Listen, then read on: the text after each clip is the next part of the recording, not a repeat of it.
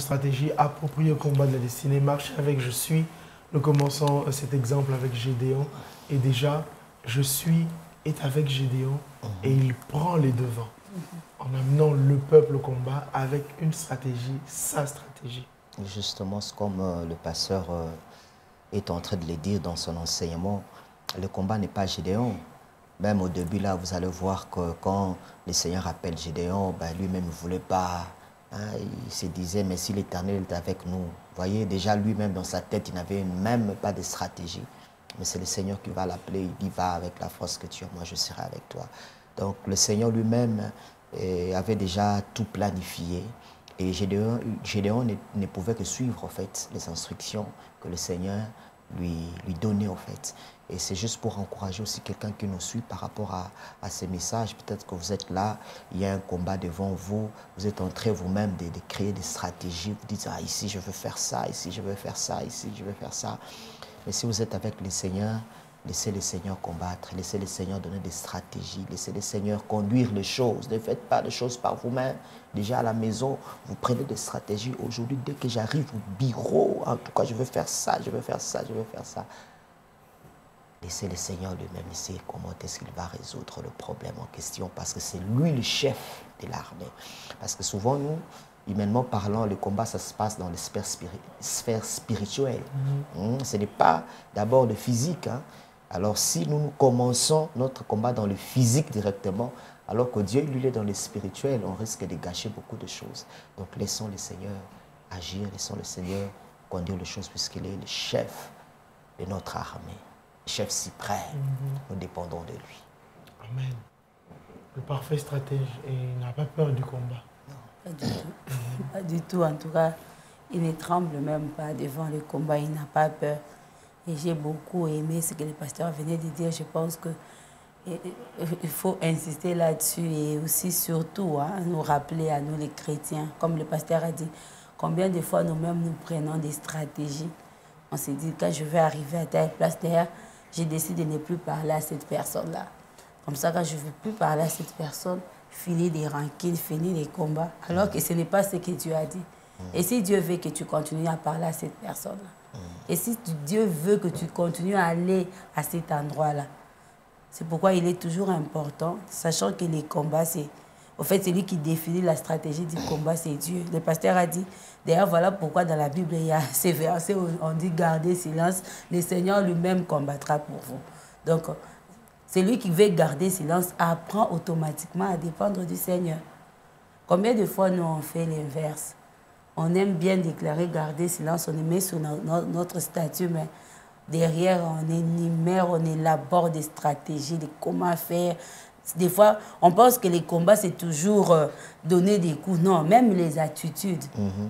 Je veux parler des attitudes, de notre façon de nous comporter. Parce que des fois, on pense qu'il faut juste aller donner un coup, ou bien quand on échange des paroles. Non, même nos attitudes aussi. Le fait de décider toi-même de garder silence ou bien de ne pas aller à cet endroit-là, ça fait partie des attitudes qui déterminent comment tu vois au fait ces combats-là. Or, au fait, quand celui qui dépend de Dieu, il va vers le Seigneur lui dira à cet endroit, pour vaincre ces messieurs, il ne faut jamais réagir. Pour vaincre ces messieurs, il faut faire telle chose, telle chose, telle chose. En fait, c'est ça, c'est Dieu qui définit. Et je pense que c'est une façon aujourd'hui de nous réveiller depuis hier, de dire aux chrétiens, qu'est-ce que tu as déjà élaboré comme stratégie? Ou soit de rappeler à quelqu'un, depuis que tu as mis ces stratégies-là, qu'est-ce que ça t'a apporté? Il y a des gens qui sont restés pendant des années et des années en train d'élaborer des stratégies pour finir leur combat, mais ils n'en sont jamais à la fin parce qu'ils n'associent pas Dieu. Ils se disent associer Dieu, mais dans le fond, Dieu n'est pas là parce qu'ils font les choses pas de la manière dont Dieu voulait que les choses se fassent. 3000 hommes, vous avez dit 30 000 là? Plus de 30 000. Plus de 30 000 hommes. Mais regardez ce que le Seigneur fait. Regardez comment le Seigneur procède. J'ai aimé au début, le pasteur disait, nous, humainement comme ça, on veut quand on veut aller à une guerre, il faut que nous soyons nombreux. Et des fois, on aime ça. Même quand j'ai un problème, quand je pense que je vois tout le monde en train de me soutenir, je pense que quand on me soutient par tout le monde, c'est que la victoire est certaine. Alors que des fois, ce n'est même pas le cas. On peut être seul, mais avec Dieu, nous sommes en train d'avoir la victoire qu'avec beaucoup de monde avec nous.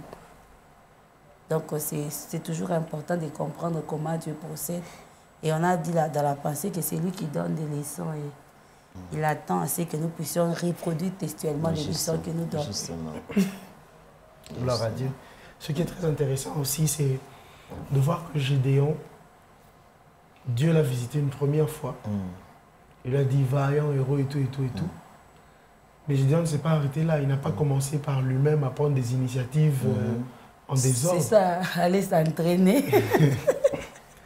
Il est rentré auprès de son maître et il a commencé à recevoir des instructions. Et ça me fait penser à ce qu'un serviteur de Dieu a dit. Je suivais ça sur le statut WhatsApp de quelqu'un. Quand on prie, celui qui prie, qui reçoit à peine l'exaucement et qui sort, est semblable à celui qui ne prie pas. Parce qu'avec l'exaucement, le Seigneur donne aussi les choses qu'il faut faire. Justement. Alors écoute le Seigneur, qu'il te dise ce que tu as à faire. Exactement. Comme ça, ce que tu as reçu pourra vivre, pourra vraiment être consommable. Mais certains d'entre nous, nous perdons ce que nous avons reçu en prière parce que nous n'avons pas reçu du Seigneur la gestion de la chose. Fais ceci, fais cela. Je t'ai donné le mariage, voilà. Mais toi, tu dois faire ça, ça, ça, ça. Tu as demandé à l'homme en question là, mais tu n'as pas pris le mode d'emploi qui va avec. Le Seigneur donne, et le Seigneur donne tout, mais toi, tu as juste pris le... Tu as attendu seulement l'homme. Tu es parti. Tu as laissé la notice. Vraiment. C'est pas intéressant. Et les mariages deviennent difficiles parce que franchement, c'est intéressant. L'homme que tu m'as donné. Je t'ai donné l'humilité, la soumission, la douceur. Tu as laissé tout ça. Toi, tu as pris ça pour toi seulement, pour que tu sois là, tu te mal comme un sac à main. Vraiment. La personne pose même la question, est-ce que vraiment celui que j'ai épousé, c'est un chrétien ou c'est une chrétienne? Est-ce qu'il est vraiment converti? Waouh. Et pourtant, tu étais trop pressé. Tu n'as pas lu. Waouh. Vraiment. Que le Seigneur soit béni. C'est une très bonne leçon, Papa Ephraim. J'aime bien. J'aime bien parce que pendant que vous parlez de cette leçon, j'ai réfléchi un peu à Josué. Dieu lui dit qu'ils vont faire tomber les murs de Jéricho, mais il fallait savoir comment ça devait se passer. Imaginez que Josué soit parti directement. Imaginez qu'il soit parti. Il a dit que les murs doivent tomber. Pour faire tomber les murs, nous avons besoin des birins. Il appelle les autres, allons chercher les birins. Allons chercher, je ne sais pas, des tracteurs. Or, ce qui était important, c'est de savoir comment les murs devaient tomber. Et je pense que nous, les chrétiens d'aujourd'hui, on n'aime pas trop les comment. J'ai aimé l'exemple que vous avez donné. Vraiment, vraiment, c'est merveilleux. Tu ne prends pas la notice. Et puis tu me dis, Seigneur, mais cet homme est bizarre. Pourquoi il n'entend pas? Peut-être dans la notice, on allait te dire, pour qu'il t'entende, il faut que tu puisses un peu baisser les tons, que tu attends qu'il soit au calme et puis vous allez bien parler. Et je pense que c'est une très bonne leçon et nous sommes appelés à nous tenir à ces choses pour ne pas nous plaindre des dieux, comme j'aime bien le dire. Aujourd'hui, les chrétiens se plaignent trop des dieux. C'est comme si, au fait, tout ce qui nous arrive, c'est la responsabilité lui revient à lui, alors que c'est nous qui sommes pressés de sortir dans sa présence. C'est nous qui ne prenons pas le temps de l'entendre. Le pasteur a parlé du fait que des fois, on n'est même pas prêt à suivre la leçon comme il faut. On est pressé de sortir. On n'entend pas les explications. Moi, je me rappelle quand on était encore au lycée, on nous disait il fallait avoir un cahier d'explications. Donc, quand le maître enseignait, je devais être attentif, en train de noter les explications. Parce que tout pouvait sortir de là. Alors, est-ce que nous disposons à écouter les explications? Parce que les murs devaient tomber, mais il fallait chanter, tourner autour de ces murs-là. Est-ce que nous prenons le temps d'entendre les explications que le Seigneur nous donne? Parce que moi, je suis convaincue qu'après les actes des apôtres, le Seigneur continue à agir, le Seigneur continue à opérer des miracles.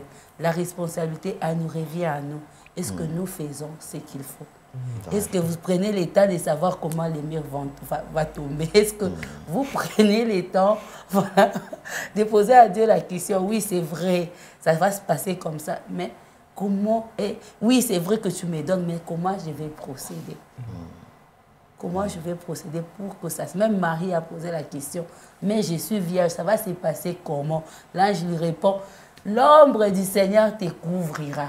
Voilà, elle était rassurée. Non, je vais avoir un enfant, Jésus, je sors. Mais ça va se passer comment? Donc prenons le temps de nous asseoir et de poser suffisamment de questions au Seigneur. Vraiment. Et je pense qu'il est toujours prêt à nous répondre. Et puis après, nous allons sortir. Amen. Amen. C'est une bonne chose. En fait, j'allais aussi ajouter par rapport à ce que nous avons entendu tout à l'heure là, pendant que le pasteur parlait, dit il y avait plus de 32 000. Alors, humainement parlant, ça nous arrive aussi, quand nous avons un problème, comme Gédéon, quand nous avons un problème, nous avons un combat, c'est un réflexe qui est automatique. Hein? Pas, j'ai un problème là. La première des choses, qu'est-ce que nous faisons? Nous commençons à appeler les gens. Papa, tu connais, tel il m'a fait ça, tel m'a fait ça. Et vous allez vous rendre compte, au lieu d'aller chercher d'abord la face de Dieu, on commence d'abord par avoir les infos des autres. Comment vous pensez? Comment est-ce que je peux répondre? Tout ça. Et ça arrive même aux enfants de Dieu. Vous avez un problème, vous avez un combat. La meilleure des choses, c'est de prier, de chercher Dieu. Seigneur, ce qui m'arrive, c'est toi qui as permis. Mais comment est-ce que je vais arriver pour sortir victorieux? Ne commençons pas toujours directement à appeler des gens pour qu'ils soient nombreux. Bazali Belé, Bakote Langa, tout ça. Voilà. Ce n'est pas comme ça que le Seigneur permettra ce que tu puisses gagner, que tu puisses remporter la victoire. Rentre d'abord au pied du Maître. Lui connaît les stratégies qu'il faut. Ça nous arrive. Vous avez un problème, même dans la famille. Vous commencez à appeler les oncles, tel oncle, tante, vous comprenez? Il y a beaucoup de... Vous allez vous rendre compte, vous avez déjà appelé si c'est plus de 20 personnes. Mais vous n'avez pas encore consulté votre Dieu. Et ce matin, le Seigneur, par la grâce de Dieu, nous enseigne à recourir auprès de lui. Quand nous avons un problème, quand nous avons un combat, que ce soit au travail, que ce soit, je ne sais pas moi, à l'église, que ce soit à l'école, retournez d'abord au pied de Jésus-Christ. Retournons au pied de notre Dieu, posons-lui la question, Seigneur, maintenant, qu'est-ce que je veux faire? Comment est-ce que je vais m'en sortir? Et Dieu est tellement bon. Hein? Et il vous est déjà arrivé d'intéresser beaucoup de gens comme ça, mais à la fin, vous vous rendez compte que la solution était petite. Et vraiment minime. Dit, mais pourquoi est-ce que j'ai appelé tous ces mondes-là? Alors que la solution était là. Et ça, c'est le Seigneur. Il a ces stratégies que nous n'avons pas. Donc, nous encourageons quelqu'un à faire toujours recours au Seigneur. Faire recours au Seigneur. Amen. Amen. Nous bénissons le Seigneur pour ce pain. Combien délicieux, combien pratique à mettre en pratique, tout simplement.